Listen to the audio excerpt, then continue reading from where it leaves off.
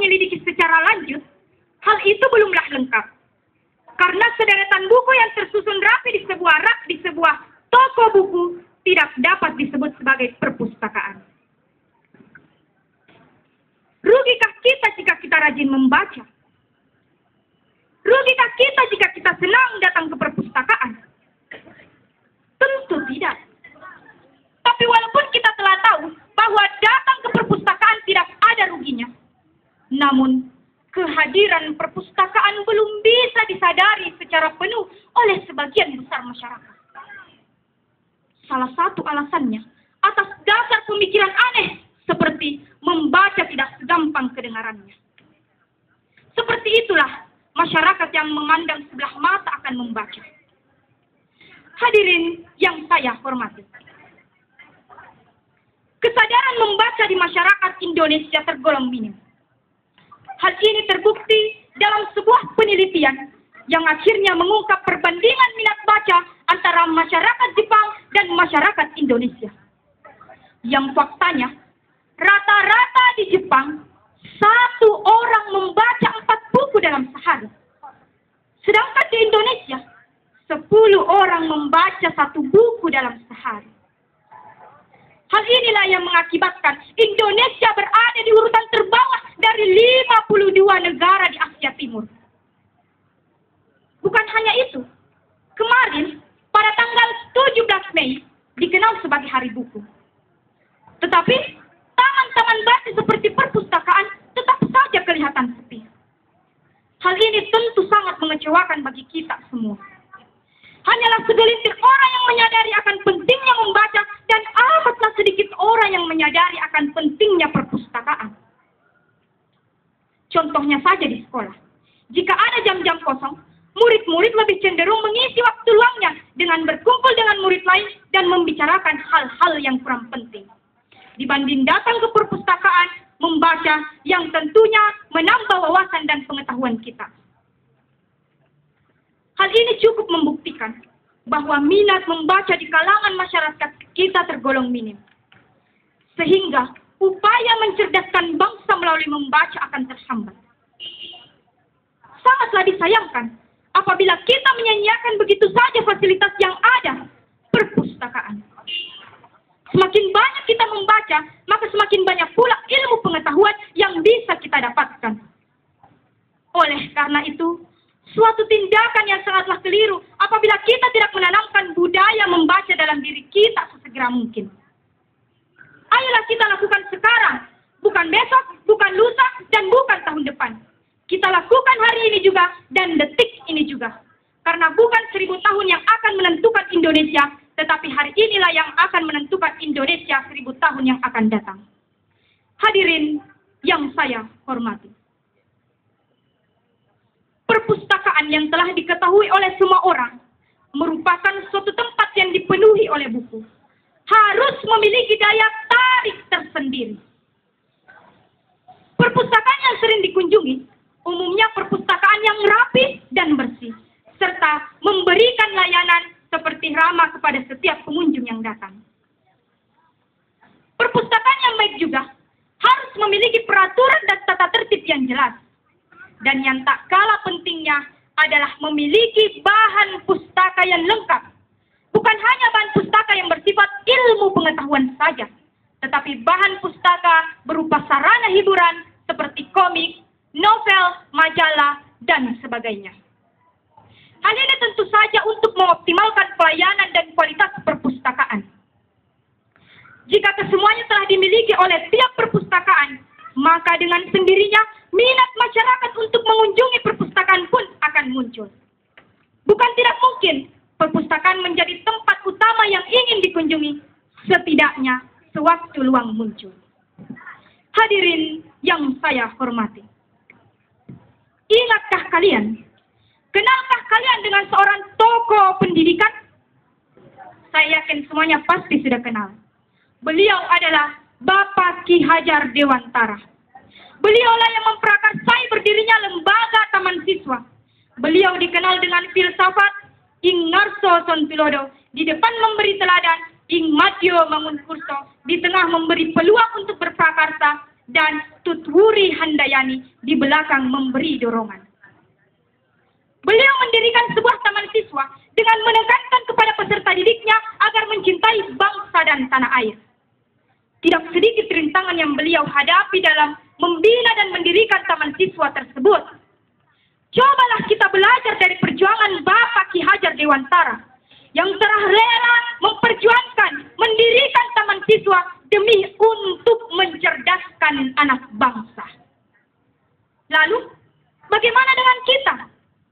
Ada banyak hal, ada banyak tempat, dan ada banyak cara untuk menjadi anak bangsa yang cerdas.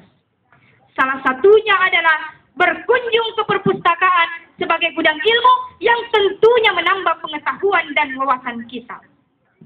Hadirin yang saya hormati, sebagai kesimpulan pidato saya pada hari ini, bahwa banyak sekali manfaat jika kita membaca. Membaca adalah kunci kecerdasan dan keberhasilan.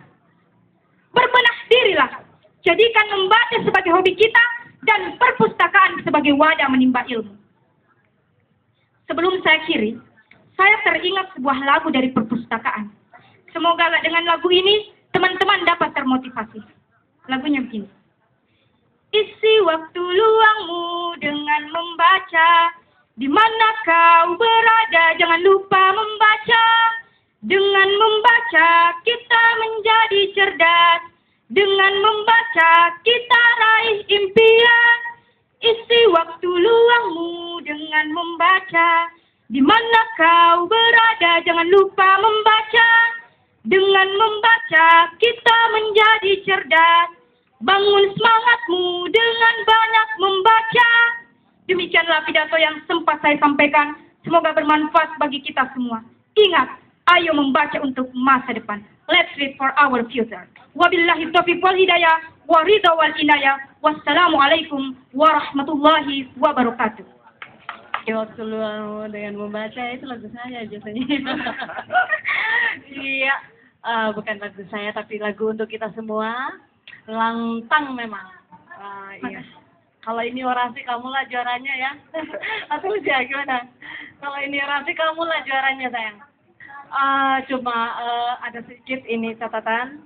Kalau ini berulang kali saya sampaikan bahwa ada huruf mati di akhir kata yang kalau boleh jangan meledak di udara, ya.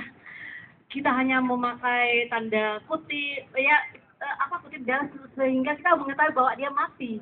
Misalnya tidak itu kayak tidak enak kedengaran kalau tidak bapak, ya. Tapi kalau misalnya contohnya itu ya, kalau katak, ya itu memang harus mati. Karena kalau kata, ya lain lagi hatinya, ya. Itu ya, itu untuk semua ini mungkin. Dan seterusnya bagus. Selamat ya, mudah-mudahan jadi pemenangnya. Iya, beri aplaus dulu. Banyak penonton di belakang ya. Jadi saya mau komentari bahwa untuk pidato itu punya seni. Kemudian tolong bedakan pidato dengan puisi, baca puisi. Nah, karena sebagian yang kamu bawakan itu ada puisinya juga. Kemudian hati-hati juga memilih kata, karena beberapa kata itu yang kamu ungkapkan tadi sempat ragu, gitu kan? Sempat ragu, jadi kan terlihat. Kemudian di sini kamu membahas masalah ayo membaca untuk masa depan. Ya. Di satu sisi saya masih pengen sebenarnya apa perannya perpustakaan untuk meningkatkan minat baca. Tapi yang kamu bahas masih kita minat baca. Memang minat baca dengan perpustakaan itu bagaikan dua mata uang, dua sisi mata uang yang tidak bisa dipisahkan. Tetapi di sini karena temanya tentang perpustakaan, bagaimana ini perpustakaan bisa meningkatkan minat baca. Ya. Jadi jangan dibahas satu sisi saja, tetapi bagaimana perpustakaan juga bisa berperan. Tadi nyanyi lagu itu siapa sebenarnya penyanyinya? Kamu tahu nggak? Nggak tahu. Terus penciptanya lagu itu siapa? Ya? Jadi Alhamdulillah kalau lagu itu sampai ke daerah ya, karena itu saya ciptakan cuma 2 hari. Pada saat mau penayangan iklan perpustakaan di Kota Makassar, saya sudah didesak di deadline. Pak Tulus cepat bikinkan lagu jingle. Ya. Karena jingle tahun lalu sudah 3 jingle yang saya buat. Ya. Jadi 3 jingle yang saya buat itu yang Anda nyanyikan adalah jingle yang ketiga, misalnya. Kedua. Yang pertama, kedua penyanyinya itu Safira ya. Mungkin kamu kenal kalau dia ke daerah dongeng, nah itu yang nyanyi. Memang buat yang nyusun ini siapa? Yang nyusun pidato. Itu sendiri. Nah, orang nyusun naskah pidato dengan menyampaikan itu memang tidak bisa sama ya, karena karakternya penyusun naskah dengan menyampaikan itu punya karakter berbeda. Saya sendiri saja yang nyusun naskah itu susah ya, karena saya beberapa naskah pidato, naskah sambutan wali kota apa saya buat ya, itu butuh pemikiran yang sangat murah gitu ya tenaga. Tapi menyampaikannya itu juga butuh seni ya.